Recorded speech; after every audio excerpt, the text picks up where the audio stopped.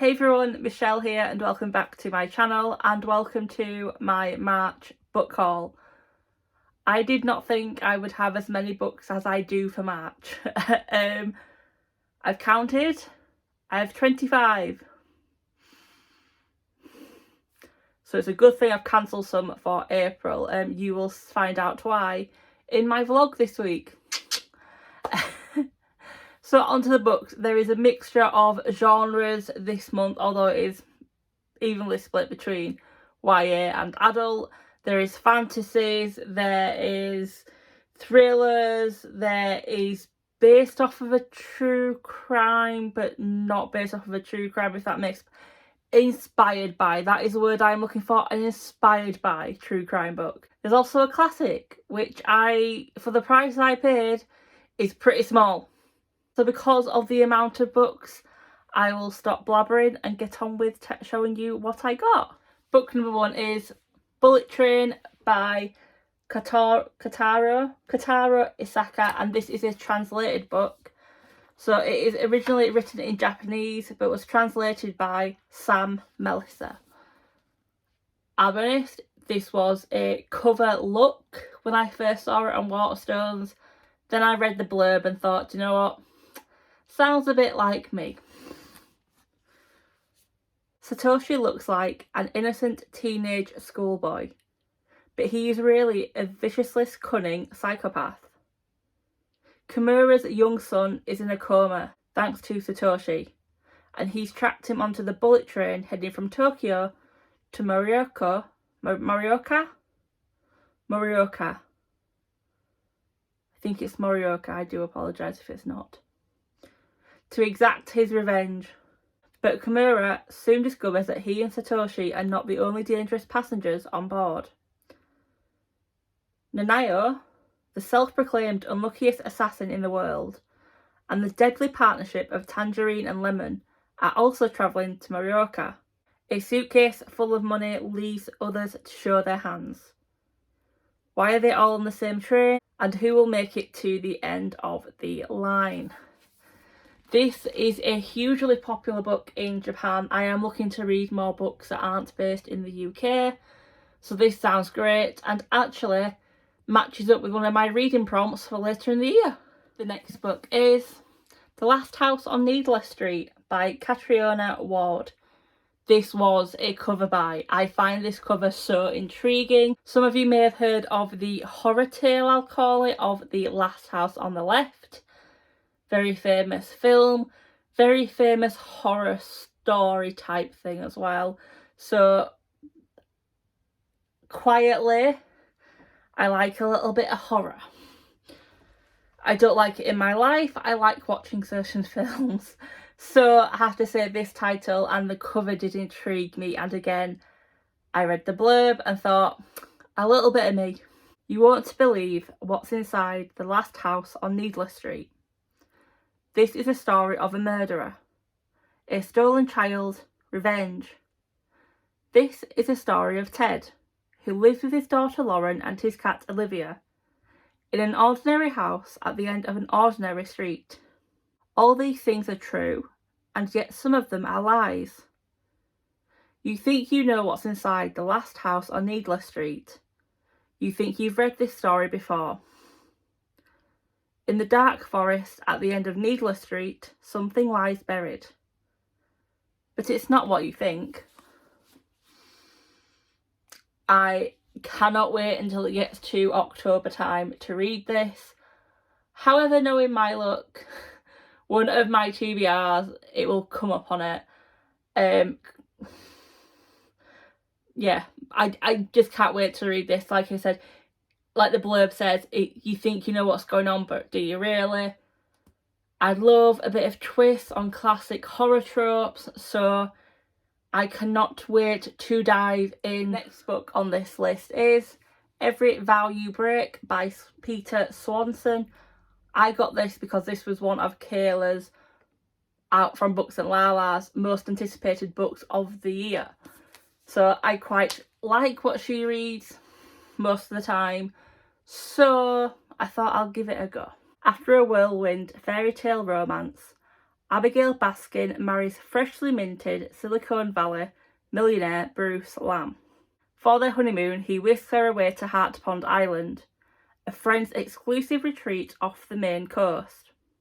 But once there, Abigail starts to think she's noticed some alarming warning signs about this seemingly idyllic off-grid resort. When she recognises one of their fellow guests as a good-looking, charismatic stranger who, weeks earlier, she slept with at her own bachelorette party, her perfect new life threatens to come crashing down. Trapped on this island, can Abigail possibly outrun the myriad lies that surround her marriage? Wow, that was a struggle to read. I don't know why. I do apologise. Again, a thriller type book, right up my alley. The next book on the list is The Shadow in the Glass by J.J.A. Harwood. This is a Cinderella retelling, I believe, and this is the Goldsboro edition. Look how stunning that is. I love it. Once upon a time, Ella wished for more than a life as a lowly maid. Now forced to work hard under the unforgiving, lecherous gaze of the man she once called stepfather, Ella's only refuge is in the books she reads by candlelight, secreted away in the library she isn't permitted to enter. One night, among her beloved books of far-off lands, Ella's wishes are answered. At the stroke of midnight, a fairy godmother makes her an offer that will change her life. 7 wishes, hers to make as she pleases. Joy, opportunity, comfort, and even love are within her reach once more. But each wish comes at a price, and Ella must decide whether it's one she's willing to pay. As a lover of Disney fairy tales, I cannot wait to read this. I cannot wait to read this. I think it will be July when I pick this up, when I can just pick up whichever books I want. I cannot wait to read this. Have I told you? I cannot wait to read this. The next book on the list is A Dark and Hollow Star by Ashley Shuttleworth.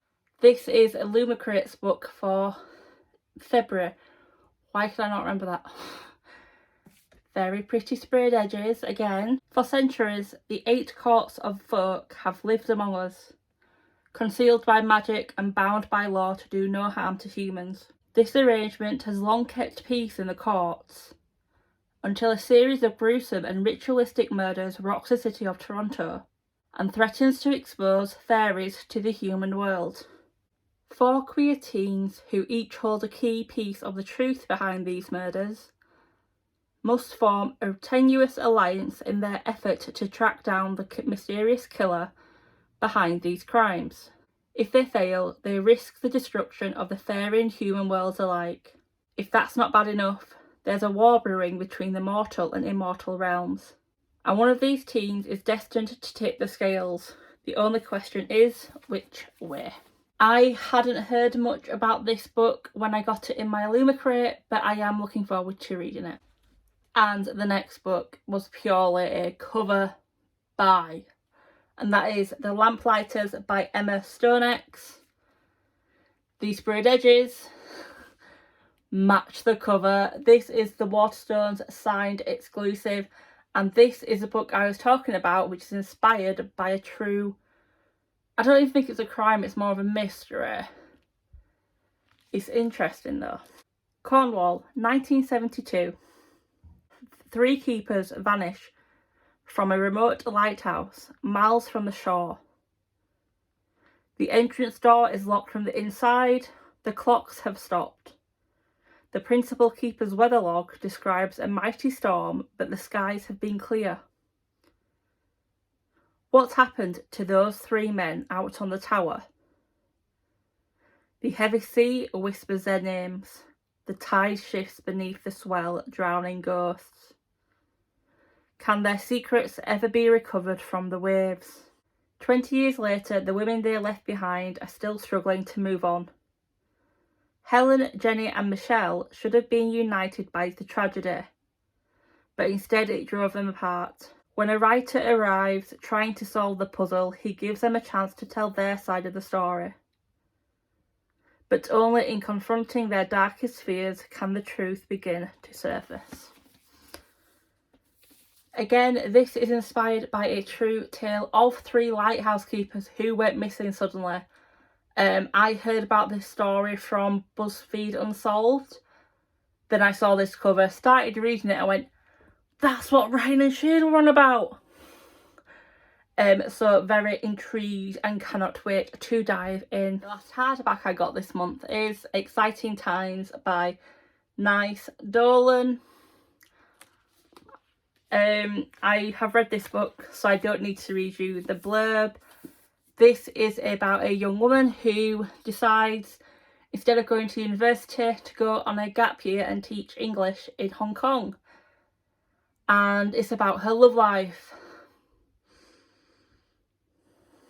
I'm going to be honest, I didn't enjoy this book. The blurb makes it sound a lot better than it actually is, so I don't want to read you the blurb. If you want to know my thoughts, go watch my Bookathon video. I explain all in there. Hint hint. Or you can go read Goodreads, where the first comment on there is exactly the way I felt. Now on to the paperbacks. The first book is If I Fall by Marilyn Davies. This again was a cover by, it reminds me of the books by Cara Hunter. I don't have a book to show you, but her covers are very much like this, where there's one object that grabs your attention. We were told to meet at a rooftop bar. 4 friends bound by one terrible secret. No one knew why we were there. Then we saw a woman, watched as she fell from the edge and plunged to her death. The police think it's suicide, but I know better. Someone is sending a message, now they're coming for us. The next book is Bridge of Souls by Victoria Schwab. This is the third and last book in the Cassidy Blake trilogy, I do believe. If that's not the case, I'll be really happy, because I really, really like these books. Cass might have this ghost hunting thing down. After all, she and her best friend Jacob have survived 2 haunted cities while travelling for her parents' show. But nothing can prepare Cass for New Orleans, a city bursting with old magic, secret societies and scary seances. And the biggest surprise? An enemy she never expected to face, a messenger of death itself. Is Cass up to the challenge, and what will she have to lose to win? This book is already on my April TBR. I cannot wait to read it. The next book on this list is The Life Tree by Frances Hardinge. This was a cover by, it was on a Facebook Market post that I saw with a couple of other books that I wanted, so I thought I may as well get it. Faith has a thirst for science and a knack for uncovering secrets that the rigid confines of her upbringing cannot suppress. When she finds her disgraced father's journals filled with the notes and theories of a man driven close to madness, she finally discovers a secret that might be too big even for her. Because before her are tales of a strange tree which, when told a lie, will unveil a truth. The greater the lie, the greater the truth it reveals. Faith's search for the tree leads her into great danger, for where lies seduce, truths shatter. The next book is Burial Rites by Hannah Kent. Northern Ireland, 1829. A woman condemned to death for murdering her lover. A family forced to take her in. A priest tasked with absolving her. But all is not as it seems, and time is running out. Winter is coming, and with it the execution date. Only she can know the truth. This is Agnes's story. Such simple lines, such intrigue, it brings Shelley. The next book is Perfect on Paper by Sophie Gonzalez. So the reason I got this book was I want to read Sophie's other book, Only Mostly Devastated. It's on my to be bought list, but I saw this was available for pre-order and I thought, I don't really read a lot of romancy type books. Well, where romance is the main factor, people, let's not get confused. I still read romance. Normally it's like this side story though. So I thought, let's have a look at what this is, and if I like this, I can then go buy Only Mostly Devastated. Darcy Phillips has a secret. Even Brooke, her best friend, who she hopes could be something more, is clueless. Darcy is behind infamous Locker 89, providing an anonymous, questionably legal relationship advice service at school. But then disaster strikes. Her identity is uncovered by Australian new kid Alexander Brougham. If word gets out that Darcy's behind the locker, Brooke will probably never speak to her again. Darcy will do whatever it takes to contain it. She strikes a deal. In exchange for him keeping her secret, Darcy will help entitled, bratty and annoyingly hot Brougham win his ex-girlfriend back. What could possibly go wrong? This gives me Simon and the Homo sapien vibes. I love that book. Up my alley. The next book on the list was another cover by, and that is Spin the Dawn by Elizabeth Lim. How pretty is the cover? I know there is another cover where it's blue and gold. Yes, that's nice.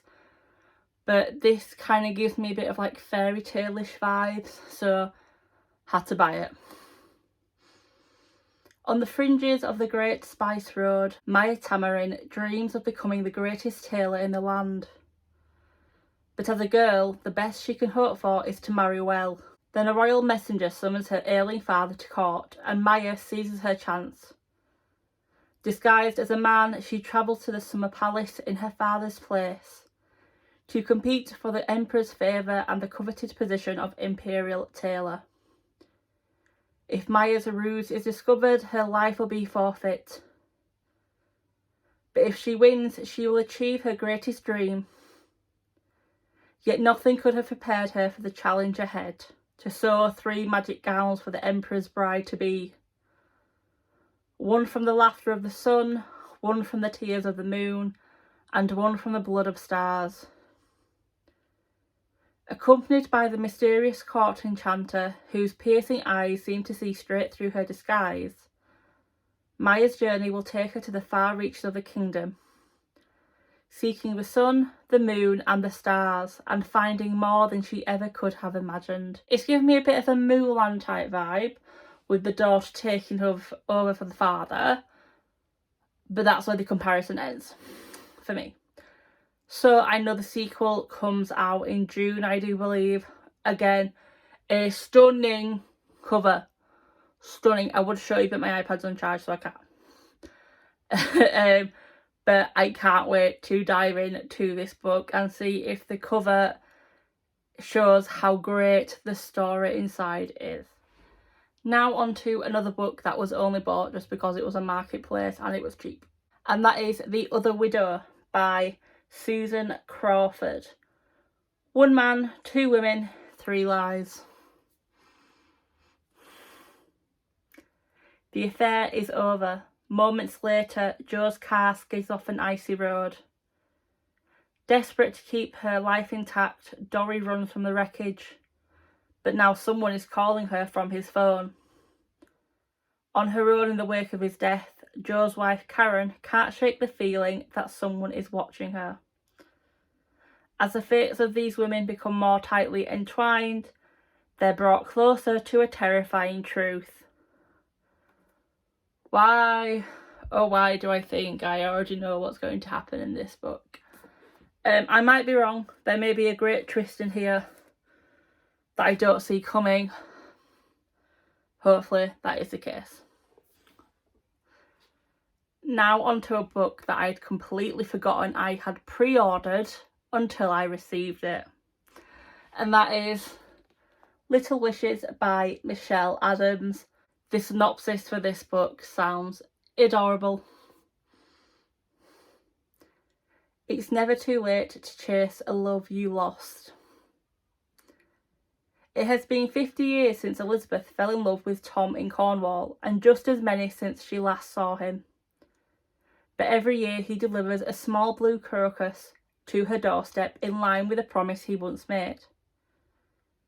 She has kept every little note bound to these flowers, each written as a wish for the life they could have shared. But when on the 50th anniversary the blue flower fails to arrive, she fears something has happened to the love of her life.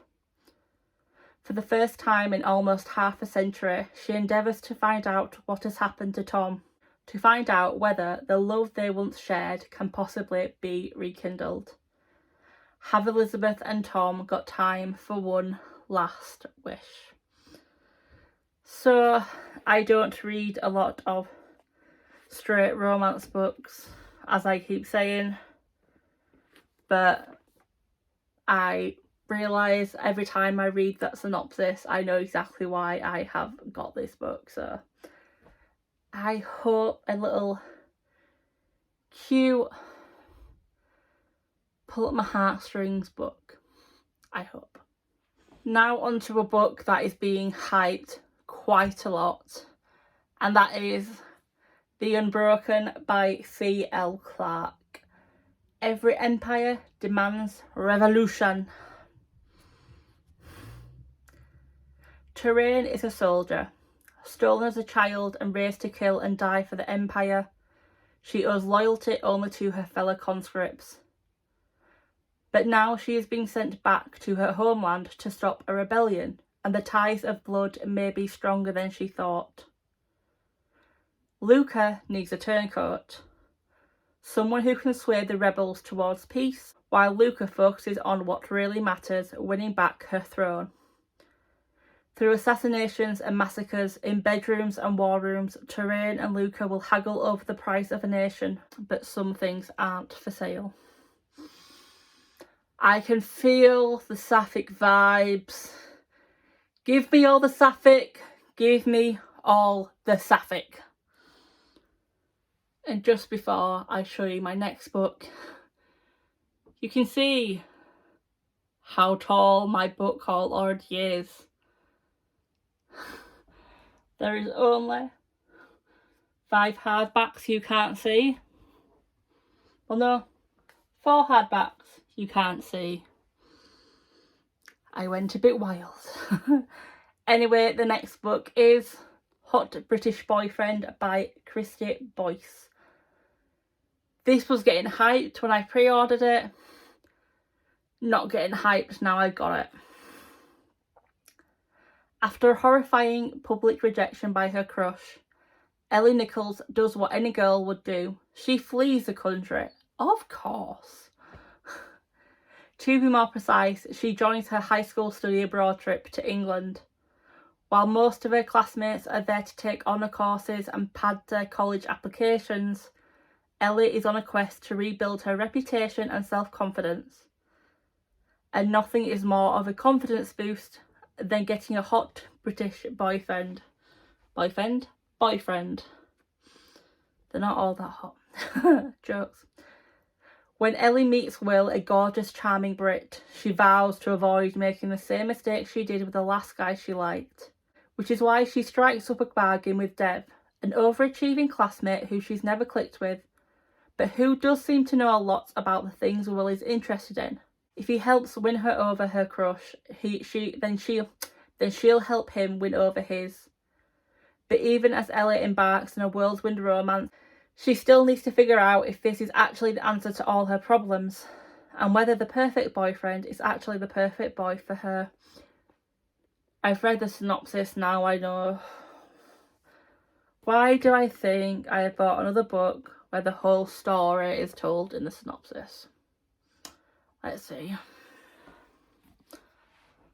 And now onto a book that isn't technically due out until the middle of May, but I've somehow got it today. Thank you, Waterstones. Everybody in the comments say thank you, Waterstones, please.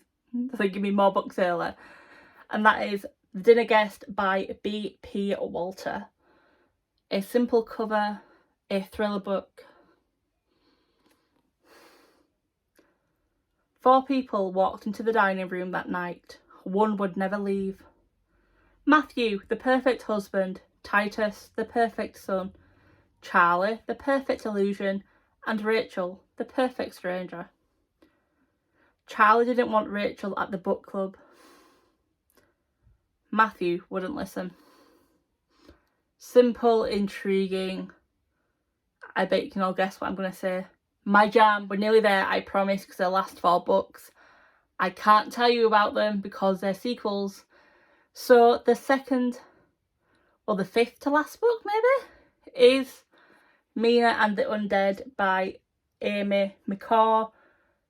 This was in one of Gav's videos, I can't remember which one, but it sounded intriguing, so I thought why not.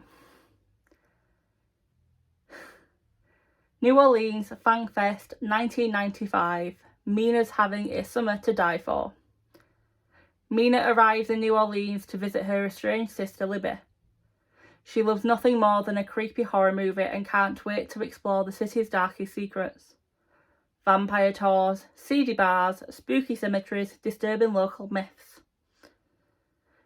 Mina lands a part-time job at a horror movie mansion and meets Jared, Libby's gorgeous housemate and fellow horror enthusiast.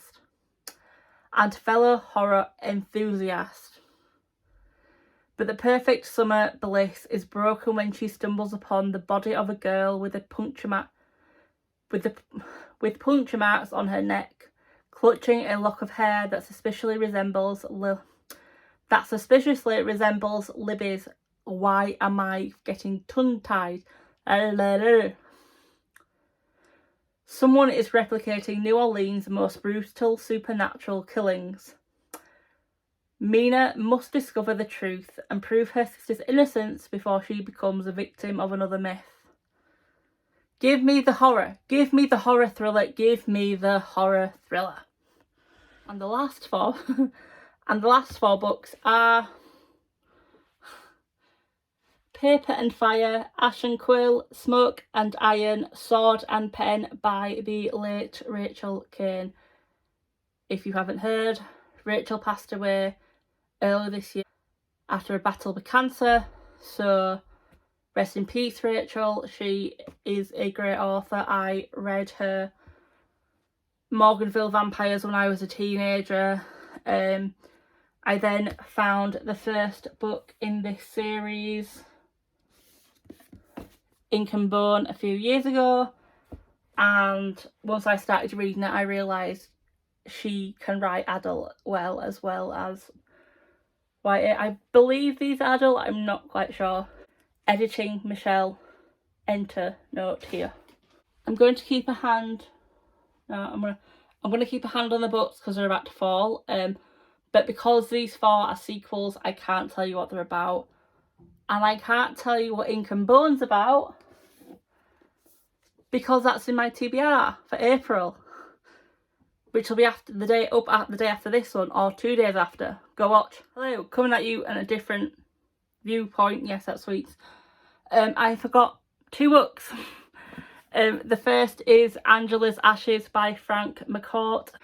These are his memoirs, book 1 of 3, I believe, about him growing up in poverty-stricken Ireland. And then the last book is Of Mice and Men by John Steinbeck. It's about 120 pages, cost me £9. I don't know what this book's about. This is basically bought for a prompt for a reading challenge in May, which is to read a book you should have read in high school.